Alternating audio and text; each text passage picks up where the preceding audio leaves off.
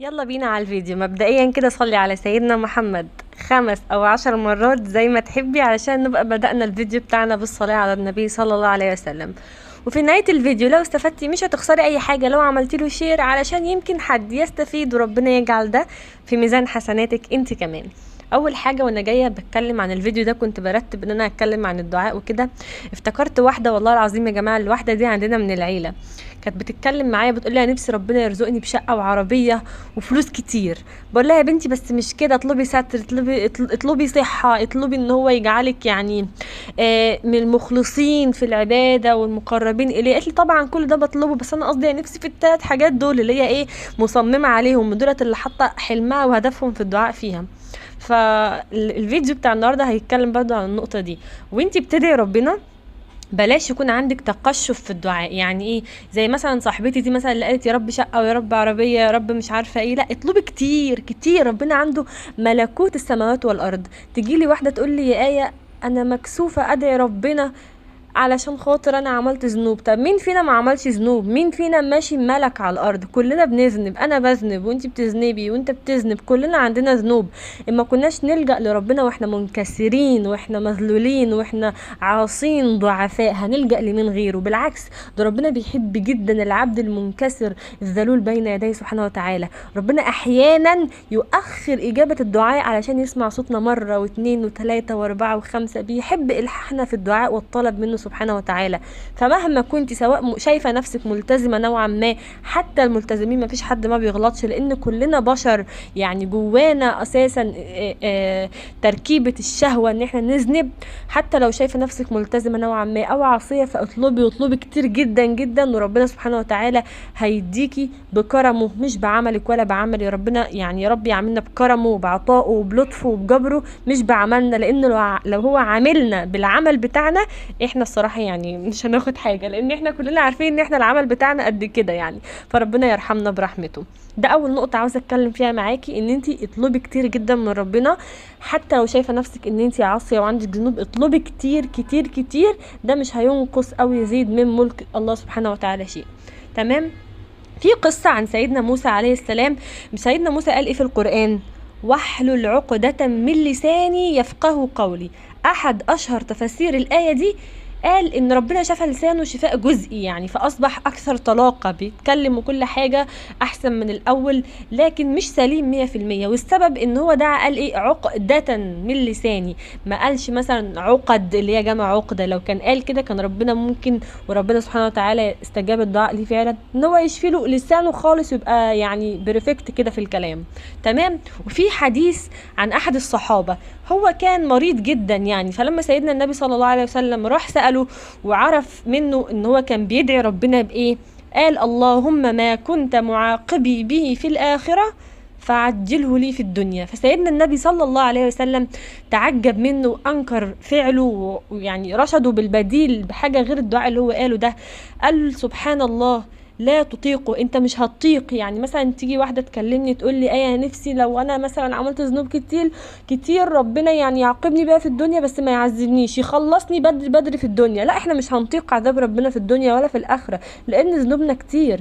طب ما احنا نقول رب يا رب اغفر لنا وارحمنا، يا رب ما تعاملناش بذنوبنا، ما تعاملناش بالمعاصي بتاعتنا، اكرمنا بكرمك، استر علينا واغفر لنا. اوعي تقولي كده. النبي صلى الله عليه وسلم قال له سبحان الله لا تطيقه او لا تستطيعه، مش هتقدر عليه. افلا قلت اللهم آتنا في الدنيا حسنة وفي الآخرة حسنة وقنا عذاب النار. ده من اجمل الادعية. والله فعلا كنت اعرف واحدة كانت بتقول لي نفسي لو انا هتعذب في الاخرة ربنا يخلص حقه ليا في الدنيا لكن ما يعذبنيش، مش هقدر على النار. طب انت ما ممكن يبتليكي بكانسر او بمرض صعب جدا او بابتلاء رهيب جدا تفقدي اعز مليكي او ما تقدريش، فانت مش على قد عذاب ربنا. زي ما ربنا يعني رحيم غفور فهو شديد العقاب سواء في الدنيا او في الاخره. فنقول الحديث الجميل ده للنبي صلى الله عليه وسلم قاله لاحد الصحابه اللي هو ايه؟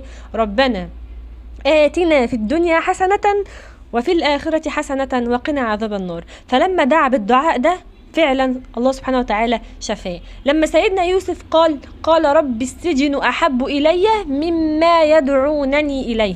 يقول ابن كثير رحمة الله عليه: يوسف عليه السلام دعا الله أن يسجن فاستجاب له وسجن، ولو أنه قال رب العافية والنجاة أحب إلي كان زمان ربنا نجاه. لما امرأة العزيز جت وكانت يعني عاوزاه وكده وهيئت له الجو، هو قال ايه؟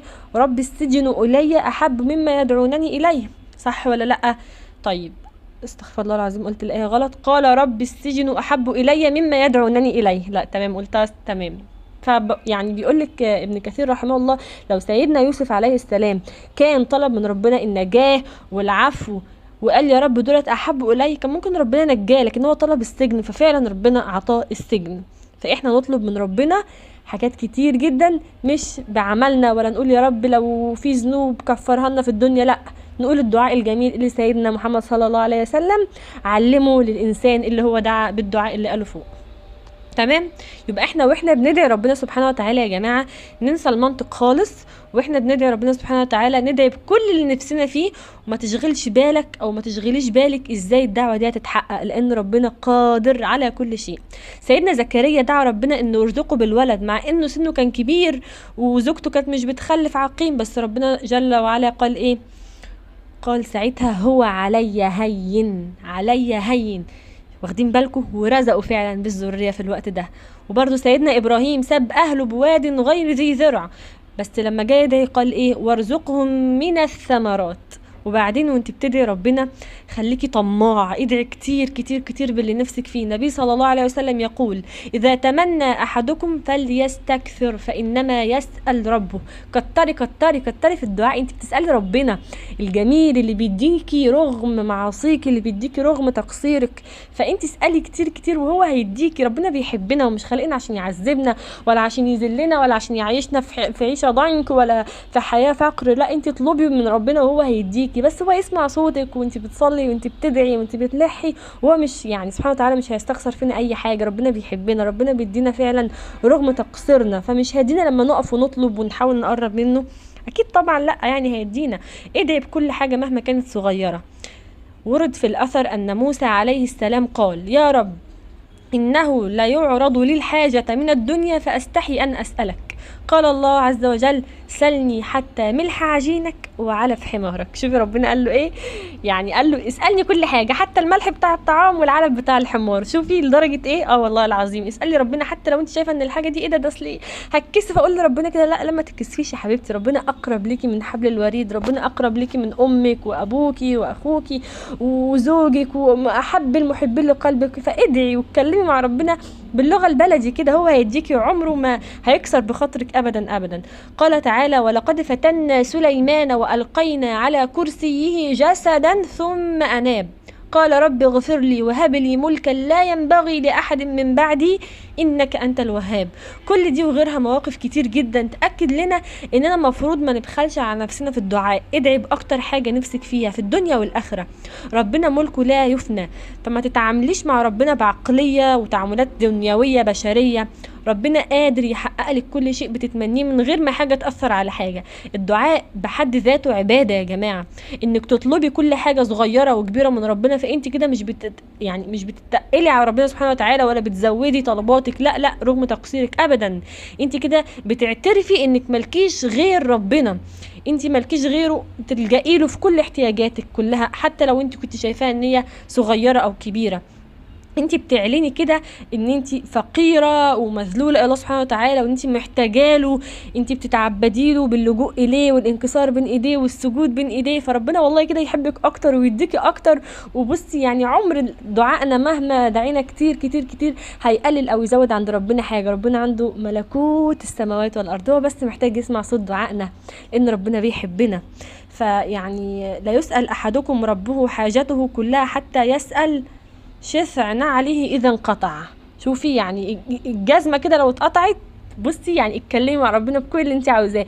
لو نفسك تتجوزي زوج صالح قولي، نفسك في عيال، نفسك شعرك مثلا خشن، نفسك ينعم يا رب نعم لي شعري، نفسك فيه، بصي اي حاجه اي حاجه ما تتكسفيش. سيدنا عمر كان بيقول انا لا احمل هم الاجابه ولكن احمل هم الدعاء. وخليكي متاكده وانت بتدعي ان ربنا سبحانه وتعالى هو القريب المجيب الرزاق الوهاب. فيعني ادعوا ربنا كتير، سواء شايفين نفسكم مقصرين او نوعا ما ملتزمين في العباده. بحبكم جدا في الله. شير للفيديو يمكن حد يستفيد ويحب يدعي، وربنا يعني يرزقه ويرزقنا جميعا بالخير كله يا رب. ربنا آتنا في الدنيا حسنه وفي الاخره حسنه وقنا عذاب النار.